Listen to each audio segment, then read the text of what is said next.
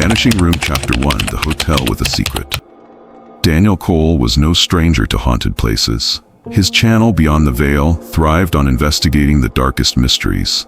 From abandoned asylums to forbidden forests, he had explored them all. But nothing intrigued him more than the Blackwood Inn, a decaying hotel in the middle of nowhere. It wasn't just haunted, it was a black hole swallowing people whole. Local legends spoke of Room 306, a place where 10 guests had checked in over the last decade. None had been seen again. No bodies, no signs of a struggle. Just gone. Determined to expose the truth, Daniel drove through the fog-covered countryside to reach the inn. Rain pattered against his windshield as the old wooden sign appeared through the mist. The Blackwood Inn. Since 1886, the building loomed before him, its windows dark and soulless. He felt watched before he even stepped inside. Chapter 2, The Warning Inside. The lobby smelled of dust and mildew. An old radio played static in the background. At the front desk, a frail woman with hollow eyes barely looked up. "Need a room?" she asked in a voice dry as crumbling paper. "Room 306, Daniel replied, placing his credit card down. The woman's hand froze mid-reach. Slowly she looked up, her lips parting as if to warn him. But then something shifted behind her. A shadow, taller than humanly possible. And just like that, she swiped his card, slid him the key, and whispered, "If you hear knocking, don't open the door." Chapter 3.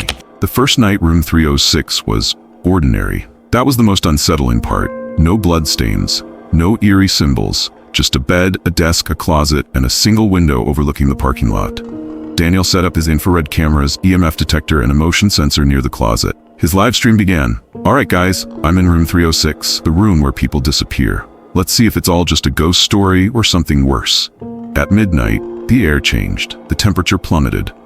The window, which had been locked, creaked open. Then came the first knock. 3 slow knocks from inside the closet.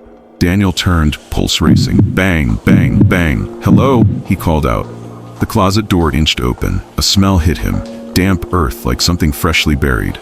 His night vision camera flickered. For one brief second, the screen showed a hand inside the closet, fingers twitching. Then, nothing. "That's it. We're opening it." He reached forward.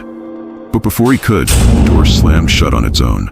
His EMF detector exploded with activity, shrieking at full power. His camera screen distorted, showing glimpses of something tall and skeletal, its face a black void. And then, 3:06 a.m. struck. Silence. Everything in the room reset. The closet was normal again. His equipment was dead. The only proof of what happened? The deep scratch marks running across his bed. Chapter 4. The Door That Shouldn't Exist. Daniel barely slept. At sunrise, he reviewed the footage, his stomach nodding at what he saw. But he wasn't done yet. Digging through old newspaper archives, he uncovered something chilling. Room 306 never existed. Floor plans showed only 305 and 307. No record of a third room in between. Yet here he was, inside it. Determined to push further, he decided to break open the closet. He grabbed a crowbar, wedged it into the wood, and pulled. With a sickening crack, the closet door ripped away, revealing a bricked-up tunnel, a tunnel that shouldn't be there. Daniel's camera flickered as he shined his flashlight inside. The tunnel led downward, deep beneath the hotel. The walls were lined with old photographs, portraits of every guest who had vanished, their eyes scratched out. And then at the very end, he saw the last photo. It was him, his own face, already framed, already waiting. Behind him, the camera captured a figure emerging from the darkness. The last thing the footage recorded was Daniel's own scream and the camera hitting the floor. Epilogue. The final broadcast. The next morning, the hotel manager unlocked Room 306. It was empty. No signs of Daniel. No equipment, just his laptop, still live streaming. The screen flickered, glitching before showing the last words Daniel ever spoke. "It's not a room, it's a doorway, and it's still hungry." Then, the live stream cut to black.